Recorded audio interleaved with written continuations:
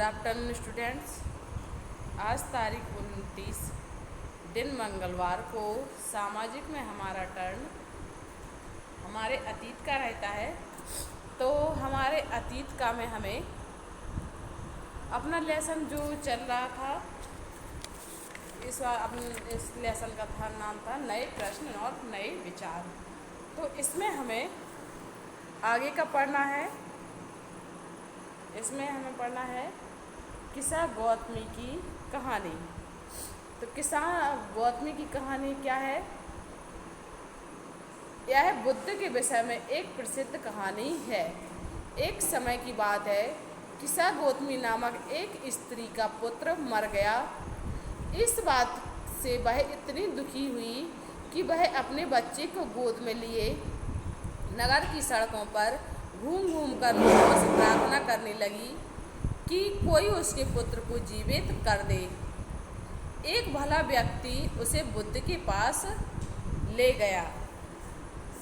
बुद्ध ने कहा, मुझे एक मुट्ठी सरसों के बीज ला कर दो, मैं तुम्हारे पुत्र को जीवित कर दूंगा।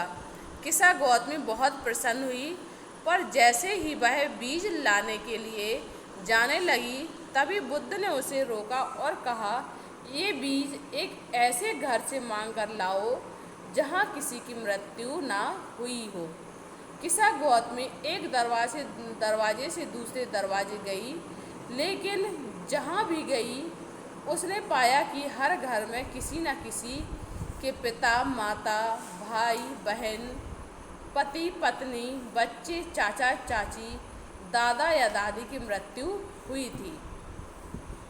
ओके, तो यहाँ पे क्या है कि बुद्ध दुखी माँ को क्या शिक्षा देने का प्रयास कर रहे हैं? ये शिक्षा देने का प्रयास कर रहे हैं कि मतलब इस दुनिया में कोई भी अमर नहीं है, जो आया है उसे जाना है। इसके बाद में जो हमारी अगली हेडिंग है वो है उपनिषद। जिस समय बुद्ध उपदेश दे रहे थे उसी समय या उससे भी थोड़ा पहले दूसरे अन्य चिंतक भी कठिन प्रश्नों का उत्तर ढूंढने का प्रयास कर रहे थे। उनमें से कुछ मृत्यु के बाद के जीवन के बारे में जानना चाहते थे, मतलब मृत्यु के बाद के जीवन के बारे में जानना चाहते थे, जबकि अन्य यज्ञों की उपयोगिता के बारे में जानने को उत्सुक थे। इनमें से अधिकांश चिंतकों का यह मानना था कि इस विश्व में कुछ तो ऐसा है जो कि स्थायी है और जो मृत्यु के बाद भी चलता रहता है। उन्होंने इसका वर्णन आत्मा तथा ब्रह्मा अथवा सार्वभौम आत्मा के रूप में किया। वे मानते थे कि अंततः आत्मा तथा ब्रह्मा एक ही है। ऐसे कई विचारों का संकलन उपनिषदों में हुआ है। उपनिषद उत्तर वैदिक ग्रंथों का हिस्सा थे। उपनिषद का शाब्दिक अर्थ है गुरु के समीप बैठना। उपनिषद का क्या अर्थ है? गुरु के समीप बैठना।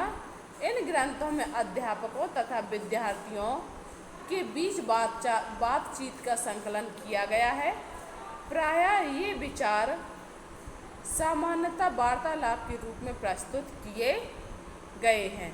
किस रूप में प्रस्तुत किए गए? वार्तालाप के रूप में ये प्रस्तुत किए गए हैं। इसके बाद में जो अगली हेडिंग है बुद्धिमान भिखारी। यह वार्तालाप छंदोग उपनिषद नामक प्रसिद्ध उपनिषद की एक कहानी पर आधारित है। शौनक व अभिप्रतारण नाम के दो ऋषि सार्वभौम आत्मा की उपासना करते थे। एक बार ज्यों ही वे भोजन करने के लिए बैठे, एक भिखारी आया और भोजन मांगने लगा। शौनक ने कहा, हम तुम्हें कुछ नहीं दे सकते। भिखारी ने पूछा, विद्वज, आप किसकी उपासना करते हैं? अभिप्रतारित ने उत्तर दिया, सार्वभौम आत्मा की। ओह, इसका मतलब आप यह जानते हैं कि यह सार्वभौम आत्मा संपूर्ण विश्व में विद्यमान है? ऋषियों ने कहा, हाँ, हम यह जानते हैं। भिखारी ने फिर पूछा, अगर यह सार्वभौम आत्मा संपूर्ण विश्व में विद्यमान है तो यह मेरे अंदर में विद्यमान है। मैं कौन हूँ? मैं इस विश्व का एक भाग ही तो हूँ।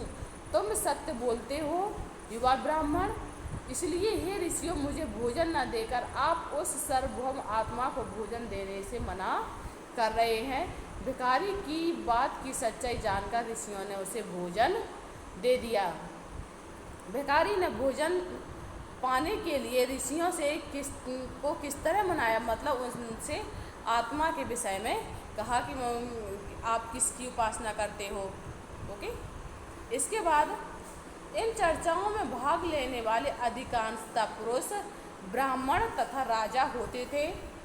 कभी कभी गार्गी जैसी स्त्री विचारकों का भी उल्लेख मिलता है। विद्वता के लिए प्रसिद्ध गार्गी राज दरबारों में होने वाले वाद विवाद में भाग लिया करती थी। निर्धन व्यक्ति इस तरह के वाद विवाद में बहुत कम हिस्सा लेते थे। इस तरह का एक प्रसिद्ध अपवाद सत्यकाम जवाल का है। सत्यकाम जवाल का नाम उसकी दासी माँ के नाम पर पड़ा।